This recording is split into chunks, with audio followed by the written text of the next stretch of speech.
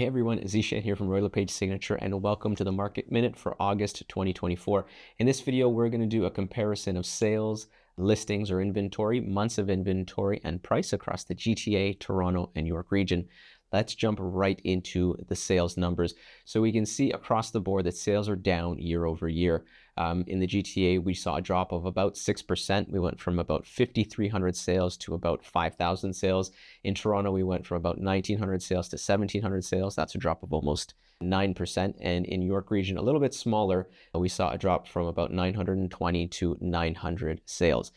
And what this means is that we had a true real estate summer this year. In August, people were not focused on real estate. People were not focused on buying houses. They were much more focused on being out of the city, traveling, and enjoying the hot weather. We haven't seen one of these summers in a while, but this is where our market is right now. With respect to our supply side, it was much different. Year over year, we saw a jump of almost 50% in our listing inventory. In the GTA, we went from about 15,500 listings available for sale to 22,653.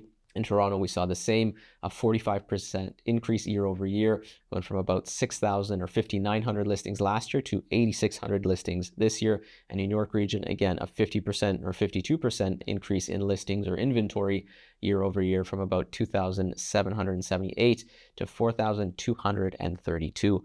So what does this do to our months of inventory or our supply levels? The months of inventory, as we know, a balanced market is around 4 months of inventory. Above that is considered a buyer's market, and below that is a seller's market. Now, in the GTA, we are now sitting at 4.55 months of inventory. In Toronto, it's 5.02 months of inventory. And in York region, 4.73 months of inventory. And what those numbers actually mean is that it will take that number of months to completely sell out of our product if nothing else were to be listed for sale. So across all three categories, we're seeing a buyer's market. Now, despite the fact that we are in a buyer's market and inventory is elevated, we've seen that prices have held steady. Year over year, we saw they're pretty much flat, less than a 1% decrease year over year across the GTA. In Toronto, we saw a bit of a push up in prices. Again, these are averages, so if higher priced homes are selling, it can push an average up. And in York region, we saw a decrease of about 3% year over year in terms of sale price. What's interesting to note is that we've now had 3 rate cuts, and eventually these rate cuts will be enough to entice buyers back to the market. It's just a matter of when. Tim Macklem very clearly said they are still open to cutting rates. So I do think we will see a rate cut in October and another one in December. And he specifically said that they were also open to considering larger cuts. My guess is that by the time spring rolls around, this will be a very different market after we've shaved off another 1% from our interest rates. At a certain point, buyers will be enticed to come back to the market, and the supply will be absorbed.